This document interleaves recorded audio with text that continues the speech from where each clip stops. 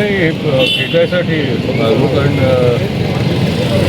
आंदोलनानंतर मी भेटलो नाही आहे. 5 वर्ष झाले असते संभाजीनगरला येऊन तुम्हाला. हो संभाजीनगरला आणि आलो तर मी विचार केला की अभिजितला भेटायलाच पाहिजे. हो hello sir, welcome. Thank you so much. दिले सर मागे बडे सर थोडं झूम पण करायचं शिक ना. असं 2 बोटं केलं की झूम होतं. ये अभिजीत की का प्यार है जो उसने मुझे अपने घर में इस आत्मीयता से बुलाया.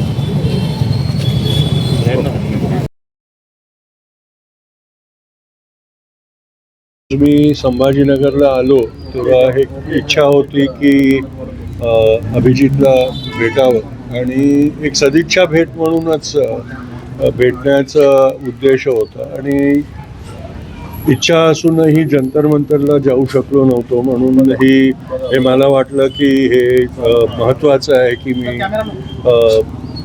युवा शक्तीच्या एक नेत्याला भेटायला पाहिजे. आणि माझ्याबरोबर हम भारतचे लोक चे फिरोज मिठीबोरवाला पण आम्ही आलो होतो. आणि गांधी आणि जेनझी हे एक उदाहरण मला स्पेशली मी अभिजितला भेटायला उत्सुक याच्यासाठी होतो की मला त्यांचं अभिनंदन करायचं होतं की ज्या पद्धतीनं जंतर मंतरवर त्यांनी पूर्ण हे चळवळ केली ते माझ्यासाठी सत्याग्रहाचा एक पुनरावृत्ती होती. आणि त्याला जेनझीनी ती केलं त्याच्यासाठी मी त्यांच्या नेतृत्वात त्याच्यासाठी भेटून त्यांना अभिनंदन द्यायला इच्छित होतो. आणि ते भविष्यात काय करणार आहे त्याच्या बाबतीत त्यांच्याकडून जाणीव पण घ्यायची होती. ते कारण होतं. आणि मी फार आभारी आहे अभिजितचा की त्यांनी मला इतक्या प्रेमाने आपल्या घरात अवकाश दिला आणि भेटलं. सर, एक मोठं आंदोलन केलं, एक मोठं यश पण म्हणता येईल. कसं बघता या तरुणांच्या सगळ्या आंदोलनाकडे? कारण बऱ्याच दिवसानंतर देशात अशी एक मोठी चळवळ उभी राहिली आणि एका मंत्र्याला राजीनामा सुद्धा द्यावा लागला. बिलकुल. आणि मला नेहमीच हे वाटायचं की देशचा युवा कधी जागृत होणार आहे. आणि माझ्या जीवनकाळात हे झालं त्याचा फार मोठा आनंद आहे. पहिल्यांदा असं आनंदाने वाटतंय की आता मी रिटायर होऊ शकतो.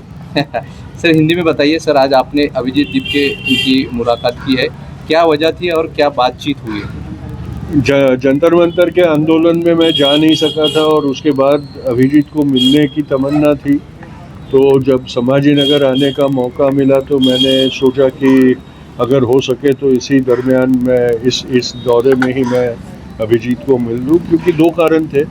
एक तो फैसिनेशन था कि देश के युवा को जगाने वाला कौन होगा, कैसा होगा, वो देखे हम. और दूसरा ये भी था कि जिस तरीके से वो आंदोलन कंडक्ट किया गया और जिस संयम के साथ उस आंदोलन को पूर्णाहुति तक ले गए उसमें मुझे सत्याग्रह की छवि बहुत स्पष्ट तरीके से दिखाई दे रही थी. और उसके लिए भी मुझे अभिजीत का अभिनंदन करना था. तो ये मौका मिला. हम भारत के लोग के फिरोज मिठीबोरवाला, मैं गांधी MGM में गांधी सेंटर के जॉन, हम सब आए और इंद्रजीत जी भी है. हम सब आए और हम मिल पाए. ये हमारा सद्भाग्य था. इस प्रोटेस्ट के चलते जो है धर्मेंद्र प्रधान जी को इस्तीफा देना पड़ा. बिल्कुल. किस तरीके का सक्सेस देखते हैं? सक्सेस ये इस बात का नहीं है कि किसी इंडिविजुअल मंत्री को इस्तीफा देना पड़ा. सक्सेस इस बात का है कि ये सरकार को जवाब देने को मजबूर किया गया, जो 12 साल से इस घमंड में चल रही थी कि हमें कोई जवाब देने की जिम्मेदारी नहीं है हम पर और हम कोई सवाल का उत्तर नहीं देंगे. उनको जो सवाल का जवाब देना पड़ा ये इस मुहिम की सबसे बड़ी उपलब्धि. अभी पुढे तुम्ही त्यांच्या सोबत जाऊन पुढच्या वेळेस असतील किंवा जी लढाई असेल ती लढणार सोबत. कोणती पण हक्काची लढाई असेल त्याच्यात मी नेहमी सहभागी होतो आणि ह्याच्यात पण मी होईन. पण ही लढाई मी जे सांगतो त्याच्यात नेतृत्व जेनझीचं आहे. म्हणजे मी सपोर्टरचा रोलच प्ले करू शकतो. अभी जे सोबत राहणार. जरूर राहणार, जरूर राहणार. कॉकरोच जनता पार्टी का स्कूल ठीक करो आंदोलन चल रहा है, उसको आप किस नज़रिए से देखते हैं? बहुत ज़रूरी है और इसीलिए वो रेजोनेट हो रहा है. महाराष्ट्र में सब जगह से इसको प्रतिसाद मिल रहा है और उसमें भी एक नई बात जो दिखाई दे रही है कि जो जिसको आप जैन अल्फा बोलते हैं, वो जागरूक होकर प्रश्न पूछ रहा है अपने समस्याओं के लिए. और ये कॉकरोच जनता पार्टी की सबसे बड़ी सक्सेस है कि जो 12 साल से हमको लग रहा था कि भाई कोई प्रश्न उठाएगा कि नहीं, अब सब लोग प्रश्न उठाने लगे. ये सबसे बड़ी उपलब्धि है. सर थोड़ा अलग सवाल है.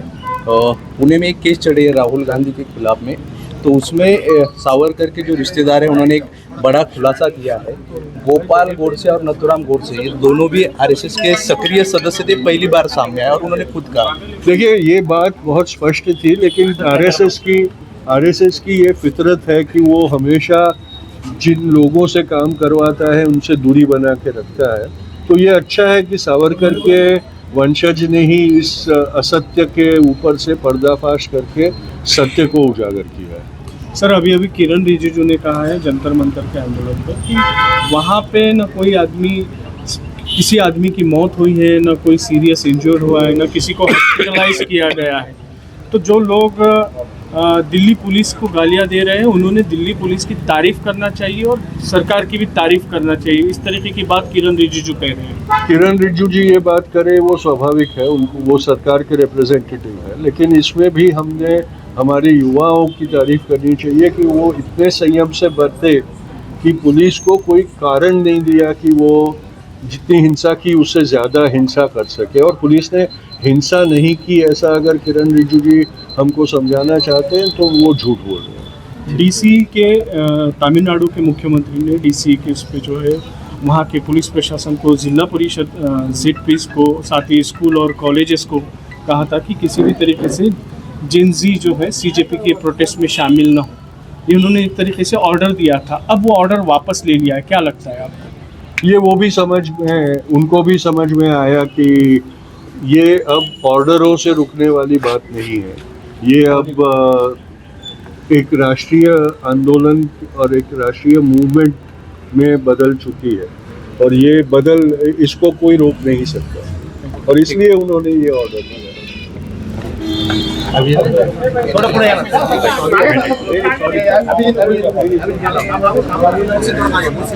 हो येतोय.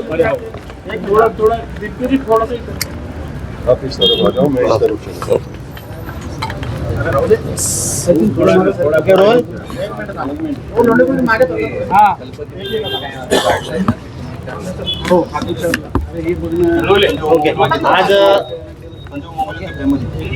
आज गांधीजीचे बंधू तुमच्या भेटीला आलेले आहेत. नेमकी भेटीचा उद्देश काय आहे आणि काय चर्चा झाली आहे का? सर अभिनंदन करायला आले होते आणि सर सांगत होते की किती चांगल्या प्रकारे या देशाच्या जेनझीनी हे आंदोलन केलं आहे.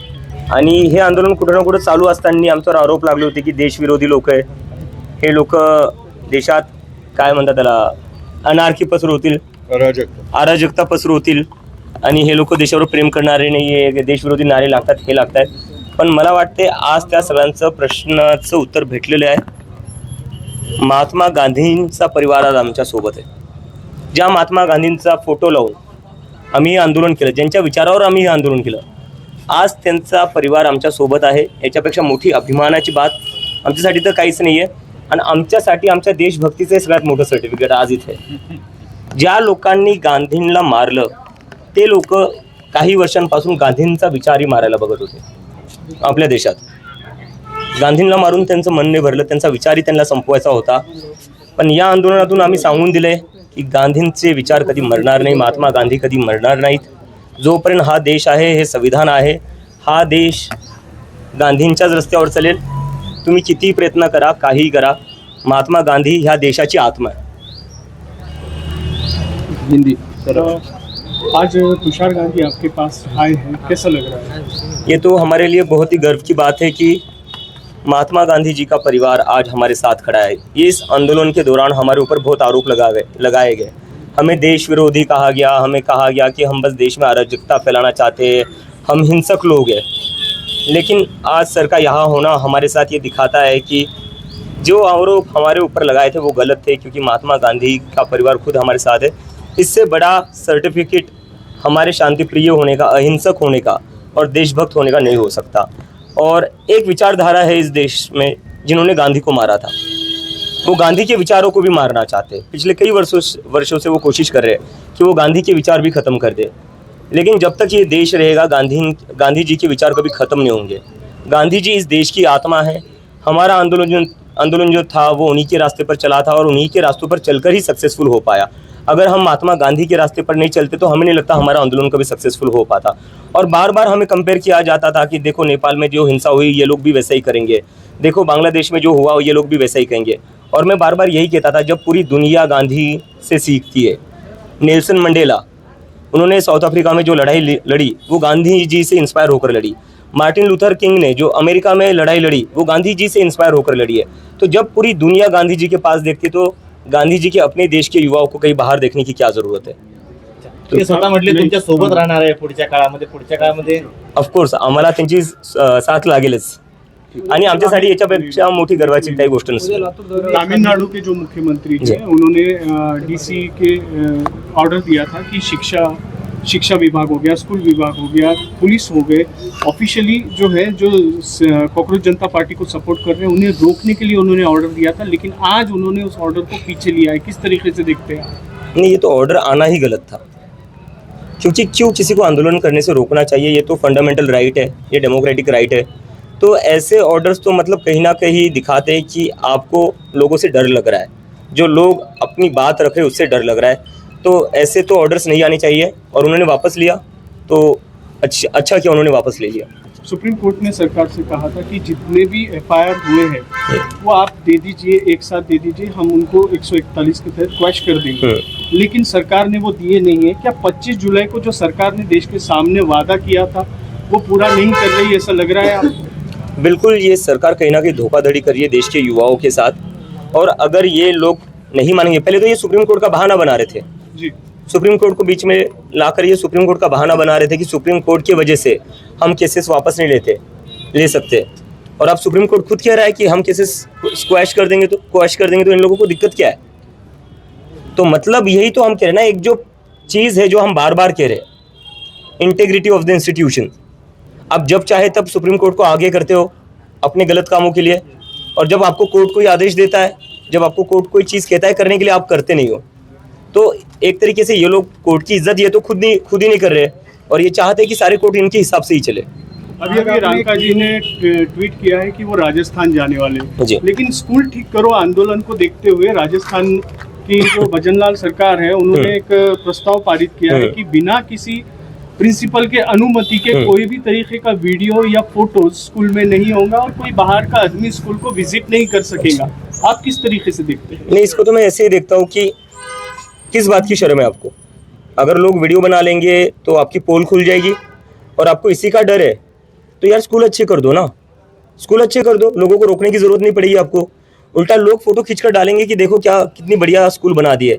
और ये जो मेंटालिटी है ना कि क्राइम को रोकने के लिए क्राइम छुपा दो, ऐसे नहीं होता है। मतलब ये तो वही बात हो गई, कोई आता है मर्डर करके चला जाता है, अब मर्डरर को पकड़ने की जगह क्या करते हो आप? डेड बॉडी छुपा देते हो। तो ये मेंटालिटी ठीक नहीं है।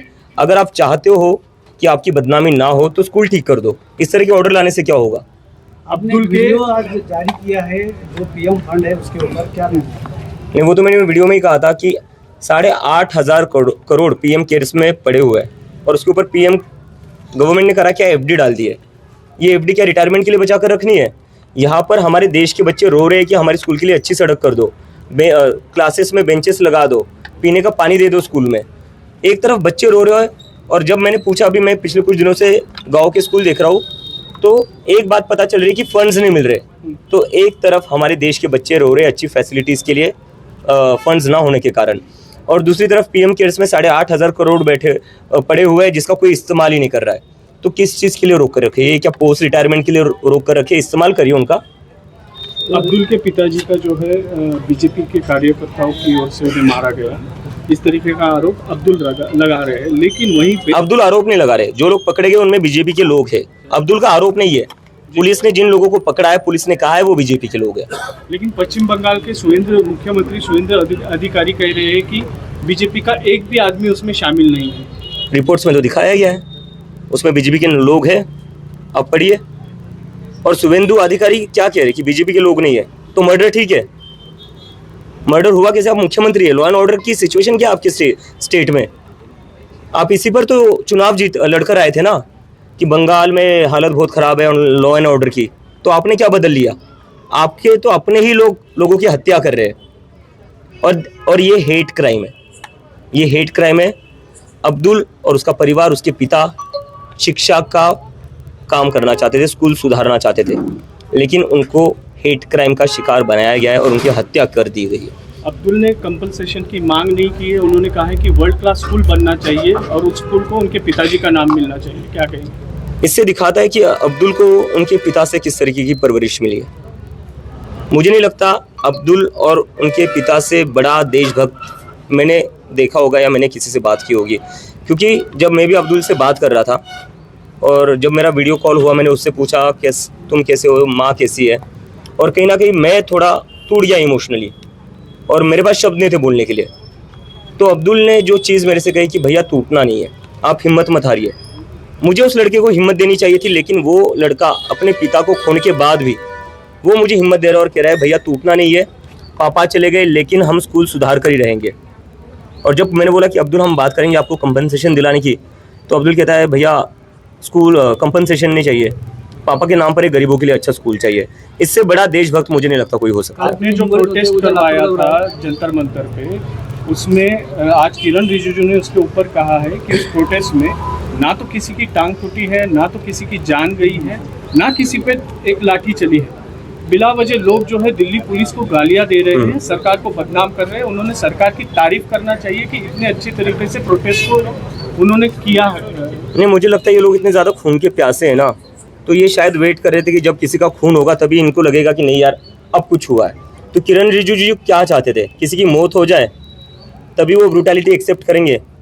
पूरी दुनिया ने देखा है दिल्ली पुलिस ने कैसे बच्चों को मारा है, पीटा है। लेकिन ठीक है, किरण रिजिजू की आंखों पर चश्मा चढ़ा हुआ है। वो अब देखिए, आप किसी और राज्य की सरकार में कोई छोटी भी चीज़ हो जाए तो उस पर उनको ब्रूटैलिटी नज़र आ जाएगी, लेकिन जो दिल्ली में दिल्ली पुलिस ने करा है गृह मंत्री के आदेश पर, उस पर उनको लगता है कि कुछ ब्रूटैलिटी हुई नहीं। शायद वो किसी के मरने का इंतजार कर रहे थे शायद वो। काल तुम्ही हिंगोली गेले होते, उद्या लातूर दौरा आहे, काय असं नाही? तेच आम्ही शाळा बघायला जाणार आहे, काय शाळांची स्थिती आहे त्याच्यासाठी आम्ही आता ग्रामीण महाराष्ट्रात दौरे करणार आहे। थँक्यू। थोडं 2 मिनिट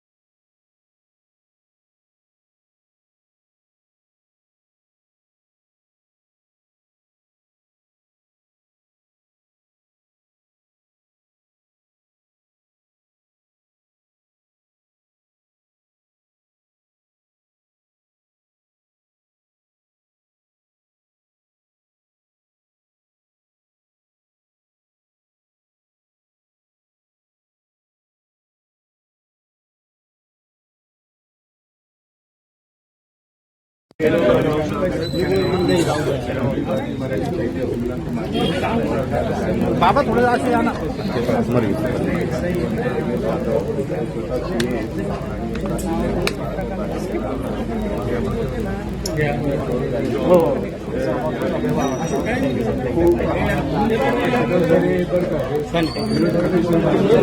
लाईट बंद करा.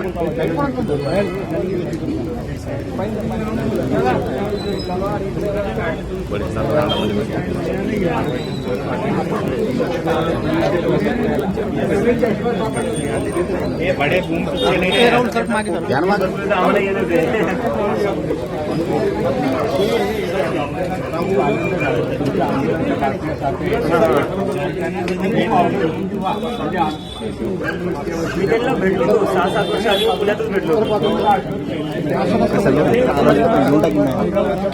तुम्ही होते वाटतं तेव्हा तुम्ही होते हीरोज की डिमांड पे एक फोटो ऐसा जरा एक फोटो हमारा ऐसा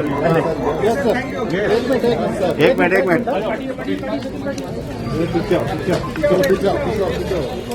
राहुल मागे मागे एक मिनट मेरा डायरेक्शन देता रहता थैंक यू सर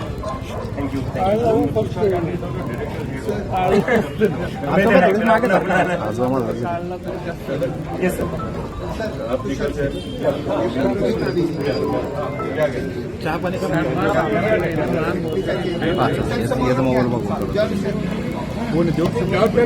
तुम्ही जॉन सरला येऊ संदीप फोटो घ्यायचा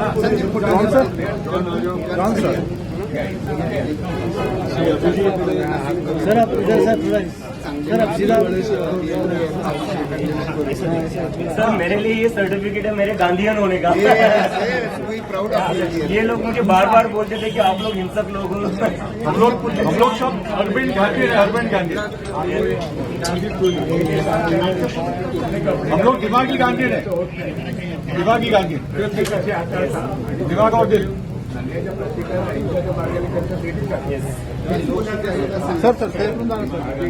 यस दिमागी गांधी जिनको दिमाग नहीं बोलते वहां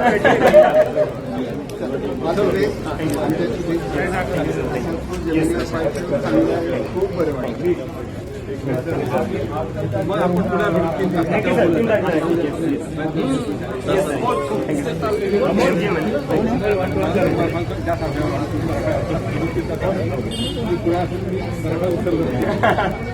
मी म्हणे त्यामुळे इथे जास्त लक्ष द्यायचं होतं ना डन डन माझे मित्र आहेत मित्रांसोबत थांबलो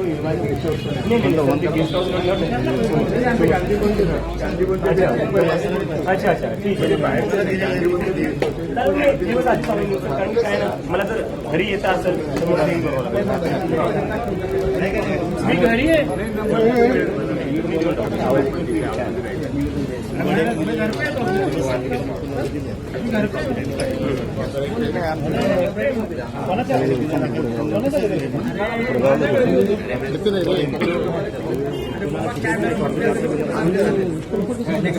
अरे पाच वृत्तीचा आला आणि तू उद्योग केलं काही सांगतो का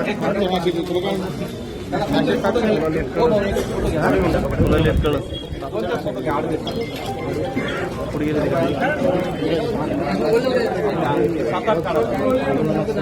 बडे साहेब कुठं बडे हा ते महत्वाचं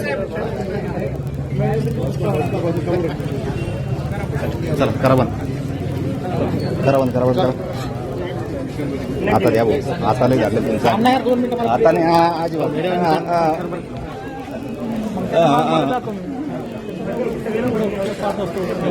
जाताना घेतात भेटले तर